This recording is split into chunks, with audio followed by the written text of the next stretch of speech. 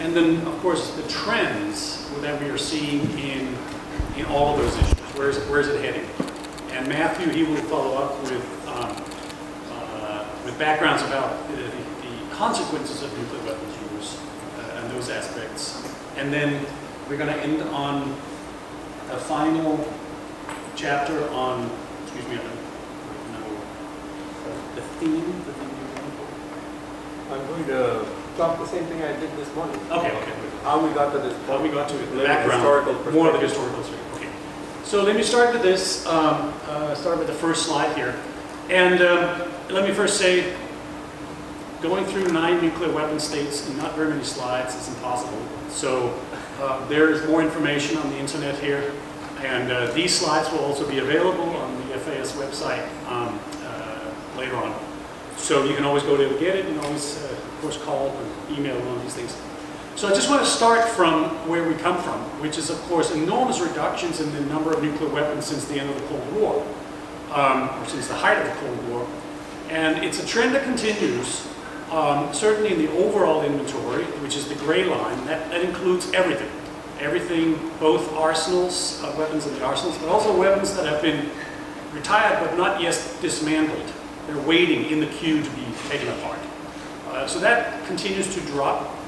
What you can see in the blue and the red, those are the US and Russian stockpiles, military stockpiles of weapons.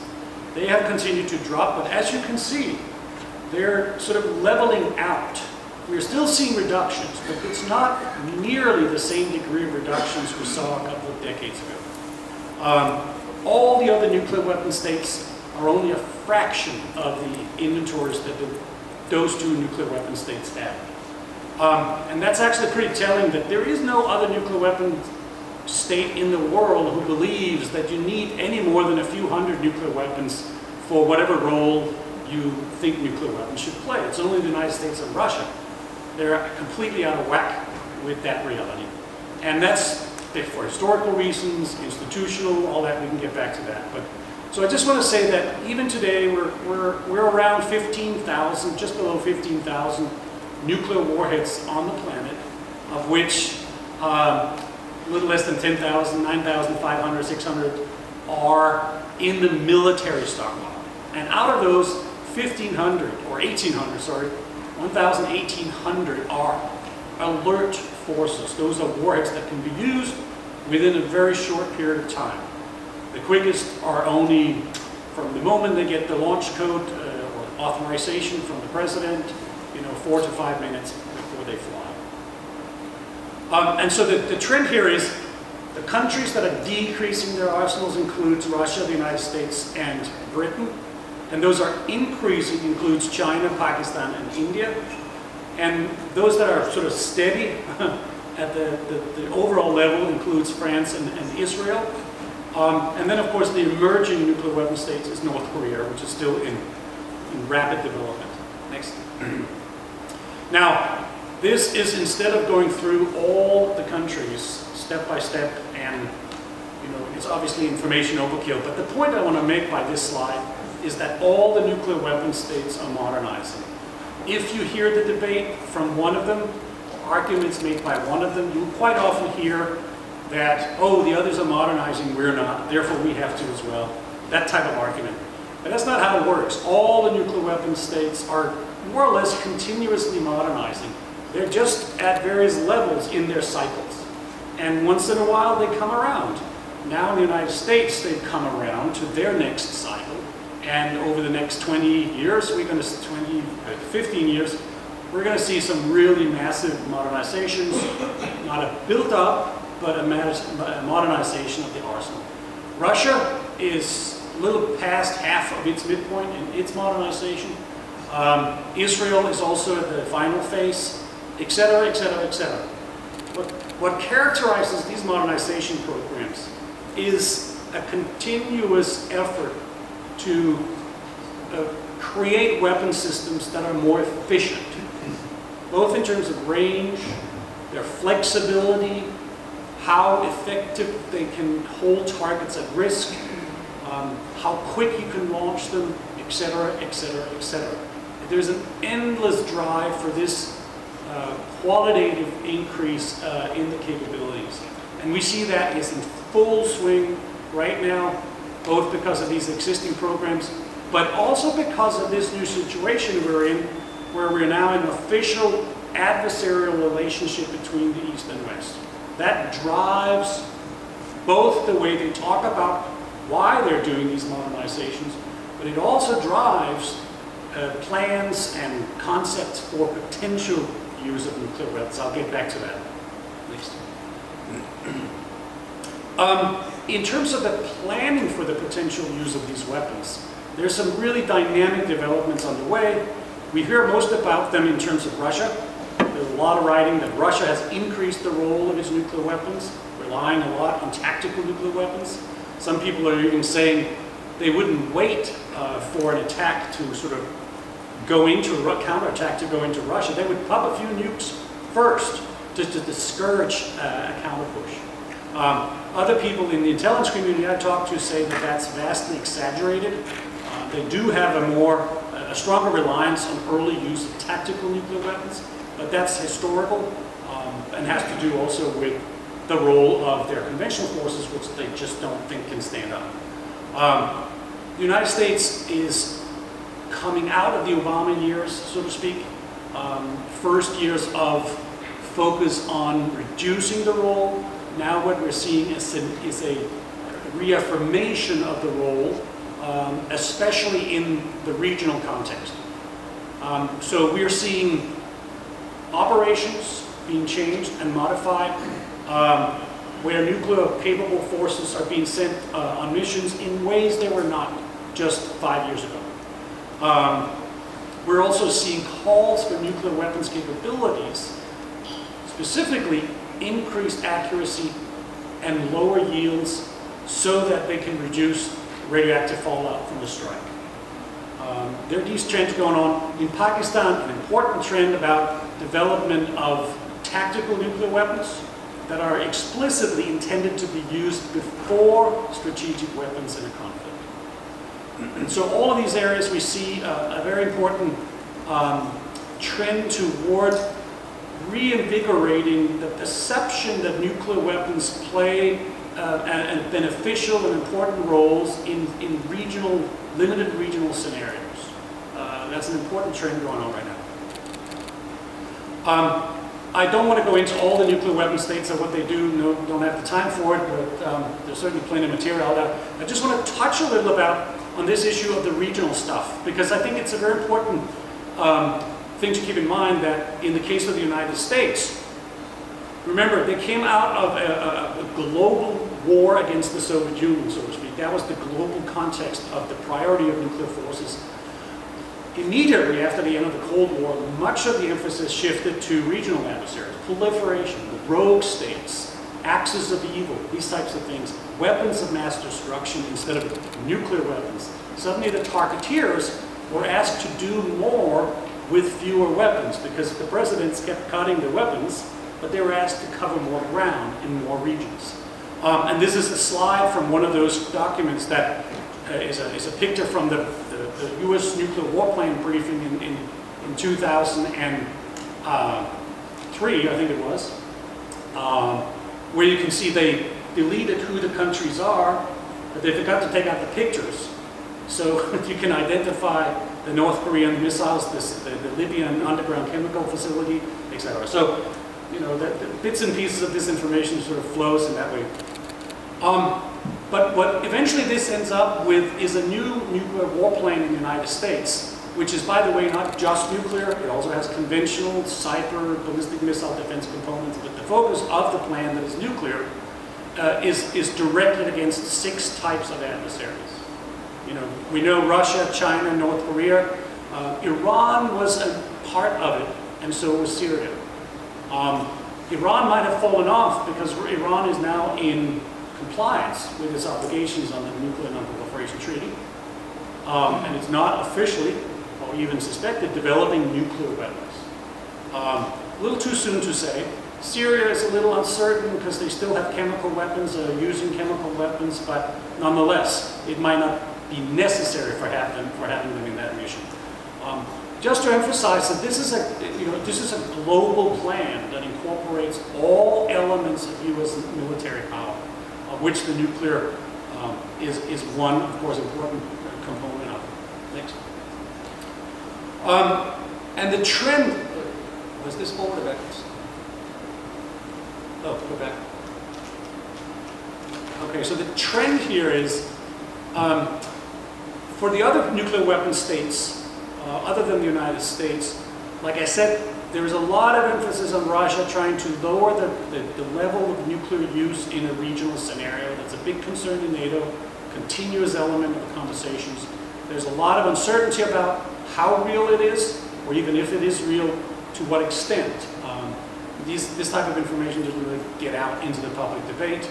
But they do have what's called an escalate to de-escalate strategy, which has caused a lot of interest, that they would escalate to nuclear use in order to de-escalate the conflict out on terms that they set. Of course, it's easy to be outraged about it, but of course the U.S. nuclear strategy also is an escalate to de-escalate strategy, just in the American way, but all have this level of turning up the heat so that the adversary will back down. This is still in full swing, very much alive. China still has a no first use, but they're modernizing their forces in a way that make them more capable, and there is a lively debate inside China about when and how soon China would consider the use of nuclear weapons. But officially, there's not been a change. So there's still a debate, but there's no change yet. France, the same thing, has weapons on alert, has just adjusted its force loading on the submarines to be better capable of targeting regional adversaries. But Britain also has forces on alert. Pakistan, fielding tactical nuclear weapons, as I said. India, Pakistan nuclear forces are not thought to be on alert on a day-to-day basis, weapons not mated with the missiles, but could be brought out and loaded relatively quickly. And this is one of the concerns of tactical nuclear weapons, of course, that because they're intended for use earlier on in the conflict, the assumption is that warheads for those systems probably would be transported and delegated to the various launch units. So that's a really difficult issue there. Next one. And so I want to end on this thing here about that how we can see what is going on now. These are a couple of snapshots from two large bomber exercises that the U.S. Air Force conducted over the previous 2 years. One where they went over in two routes, one over the North Pole and one over the Atlantic into the North Sea area. They went all the way up to their launch points for long-range cruise missiles, and then they returned back to the United States.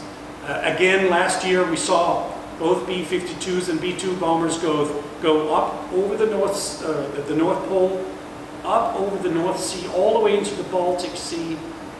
B-2s going out into the Pacific, flying those routes, going back. U.S. Strategic Command said they had not done exercises like that since the 1980s. And this is part of a beefing up of the nuclear strike mission in response to primarily what we see Russia has been doing since the invasion of Ukraine and what have you. So this dynamic is alive and well, and it's increasing, it's growing, and with it comes an increased salience of nuclear weapons, the way it's perceived in international relations. All right, thank you, Hans. So my name is Matthew McKinzie. I'm a scientist at the Natural Resources Defense Council. It's an environmental organization. Energy force modernization, and look at one case study that Hans and I and a colleague, Ted Postel, examined on nuclear force modernization in the United States and what its implications are. So just to set the scene, I feel like the world has changed so much in the last 6 months. Here for the United States, when I think about what new and resurgent nuclear dangers there may be, in my mind I put it into three baskets. One is the worries I have about management of the U.S. nuclear arsenal here in the United States, the ability of the leadership to manage a nuclear crisis. I also worry about a shift in the U.S. perspective away from that long-term goal of zero nuclear weapons to something, something else, to a goal that would be an enduring goal for nuclear weapons. I'm very worried about a potential shift in that direction. The expansion of U.S. nuclear weapons modernization could very well take place with new nuclear weapons for new missions. Hans touched on this. And I really feel that a lot of the funding for U.S. programs on arms control and non-proliferation is also at risk, including for the CTBTO. So that's one basket, kind of management of the U.S. nuclear arsenal and its command and control, and also the U.S. government capacities on arms control and non-proliferation. A second basket, to my mind, related is that work between the U.S. and Russia. The U.S. and Russia together have 90% of the arsenals in the world, and yet that important work on nuclear arms control seems to be really stalled and perhaps going in a negative direction. During the depths of the Cold War, one of the few things that the U.S. and the Soviet Union could talk about were nuclear arms control issues. There was a paradigm, of rationally approaching a mutual security problem with science and logic and perhaps lengthy negotiations, but understanding how security for both countries could be increased through this process. I really worry about that whole approach fading away. And then third, I think that regional nuclear threats are heightened now. Middle East, Asia, Korean Peninsula. Where this will go in the next 4 years seems uncertain. Will the U.S. have the leadership in place to mitigate a crisis, to deal effectively with a crisis involving nuclear weapons? Where will we go from here? Now, Hans set the scene talking about the numbers of nuclear weapons in different countries. I thought I would also, in a complementary way, provide information on the effects of a nuclear explosion. Like chemical weapons, like biological weapons, nuclear weapons have unique properties. And a nuclear explosion is far different from the explosion of a ordinary conventional weapon. Two ways in which a nuclear explosion are very different are the intense heat that's generated in a nuclear explosion, and also, of course, the radiation. On the left of the slide, I've shown how the energy in a nuclear explosion is divided up or partitioned among these different nuclear weapons effects. About half of the nuclear explosion, half of the energy in a nuclear explosion goes into blast and shock. So typically, the blast effects of a nuclear explosion are thought of in terms of crushing pressure or overpressure, or very high velocity winds, what's called dynamic pressure. And military planners for the use of nuclear weapons think of these effects differently. For example, a tank or an armored personnel carrier, the way that targeting is done on those military targets with nuclear weapons is with dynamic pressure, is with those high velocity winds, and the effect desired is to sort of flip the tank over, or flip the armored personnel carrier over like a turtle on its back.